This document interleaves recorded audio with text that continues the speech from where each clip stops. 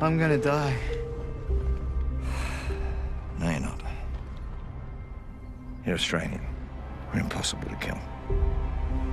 Hello there, Servum17 once again.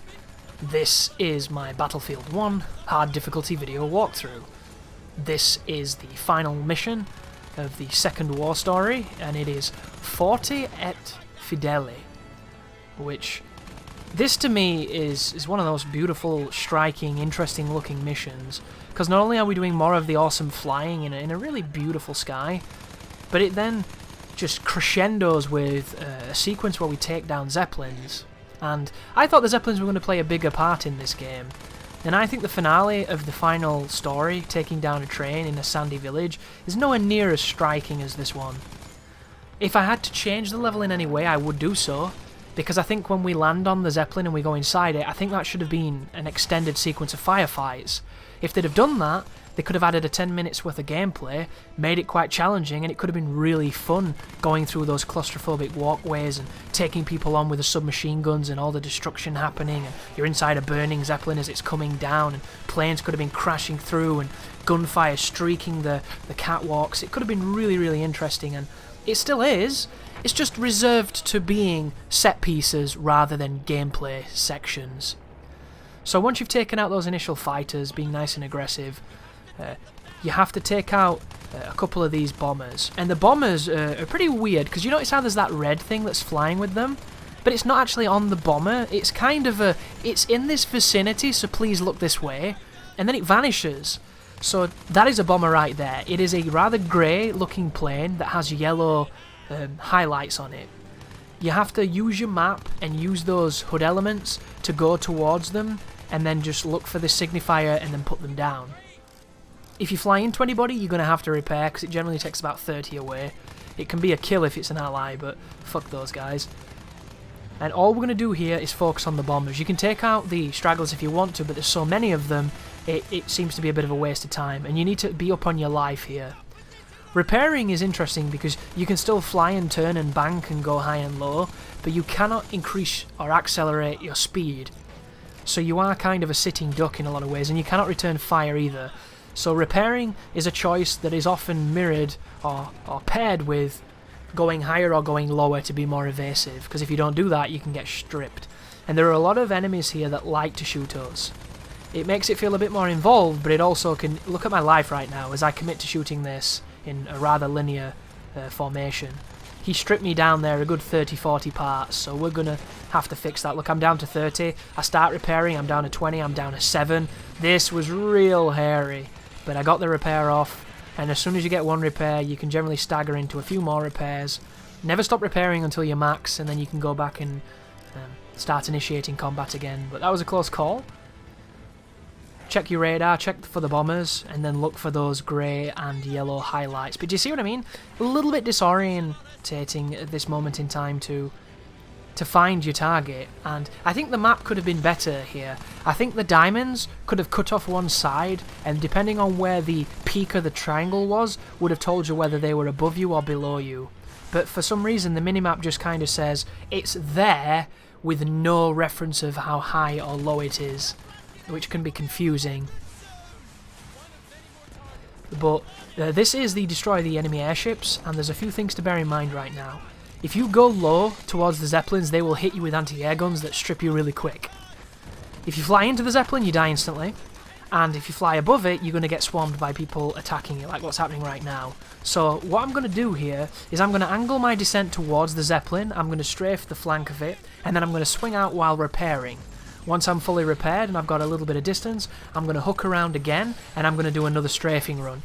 And I'm going to use all of my missiles, and then I'm going to put as many machine gun bullets,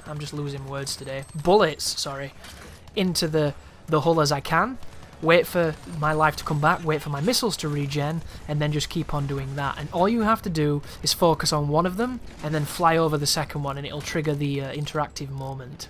And then after that, there's not really much left. There's just a couple of running gun sequences, and then there's a turret section that if you know to shoot the things that shoot you, you are never in danger. But if you don't shoot them, you can die. It gets really hairy. You have to get quite lucky. But keep on peppering it, enjoying the fantastic visuals. I wonder if there's a multiplayer mode where you have some kind of gunfight like this, where one team is manning turrets and things on a Zeppelin, and the other team is dogfighting in planes to try and take the Zeppelin down. That could be cool. I hope there's something like that. That's the kind of thing I would like to see games move towards.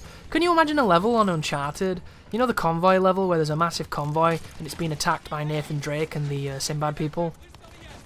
Can you imagine that in multiplayer, where you were either the defending convoy team, where you were assigned to certain trucks that you could jump between, or assigned to certain vehicles that you had to help defend, and then the attacking team was just coming in on horse to try and take out the lead carriage, or take out all the focal points? If that wouldn't be awesome and cool, I don't know what would. But once again, instead of getting imaginative, interesting multiplayer, we tend to get, you know, 6v6, very standard run and gun stuff. And there might have been something like that in Uncharted 3's multiplayer, because I didn't play that one. I played Uncharted 2's and I thought it was boring. But that's just me. A lot of people love that. So many moments in games where I really think they're going to hit that peak, and for me personally, they just kind of go all flaccid and disappoint their wives. And it's a shame, because moments like this, there could have been Germans up here we could be shooting right now, but instead, I'm listening to an NPC I don't care about talk, an arrogant main character who I have no real empathy for, and then I'm watching cutscenes, and then I'm finally in control, and I have to shoot like 3 people. This is a first-person shooter where you do not shoot things. It's crazy. And it's kind of cool, but it's cool because it's not how as it should be. So there's a guy just over here, but he blows up of his own accord because he's wrong time, wrong place.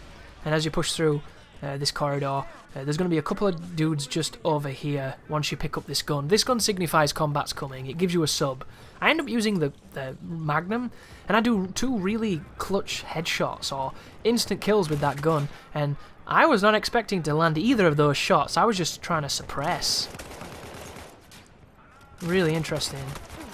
So you'll notice I'm having a tough time with the spray of this gun when I go down the sights. So I use this instead, and boom, there's a kill. Boom, there's a kill. Look at that. Why would we ever use a sub if you've got that dirty Magnum? Oh, that revolver, sorry. But push forward, there's one more guy to kill. Here's a nice continuity error. Shoot him with a machine gun, and then finish him off with a pistol. Oh yes, that makes sense, right?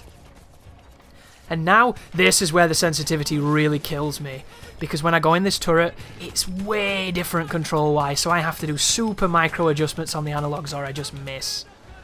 But there's going to be a Zeppelin that pops up at side of us, and you want to shoot the suspended carriages under it, because they're the things that shoot at you. There's generally 2. One just on the middle flank that's currently firing at me, and the one all the way to the nose of the Zeppelin. So as soon as it starts collapsing, Lando Calrissian style, take down the next one, and then you are free to shoot it with complete impunity. And then it goes okay. But I recommend you try using this gun on the highest sensitivity, because coming from the control of the game to this, it's like 1,000,000 times faster. It's so weird. But if you can get used to it, you can be really effective. And this is the next Zeppelin now, so at first I thought the game wanted me to help my buddy fight, and I try shooting the dude. I try shooting my own dude, actually, but it doesn't let you turn them into puff pastry made of crimson. Instead, it wants you to just focus on the vehicle, which does make sense. It's a wonderful sequence. There's planes, there's smokes, there's all kinds of effects going off here. It's definitely something else, and then there you go, there's the end of the level, and it's done.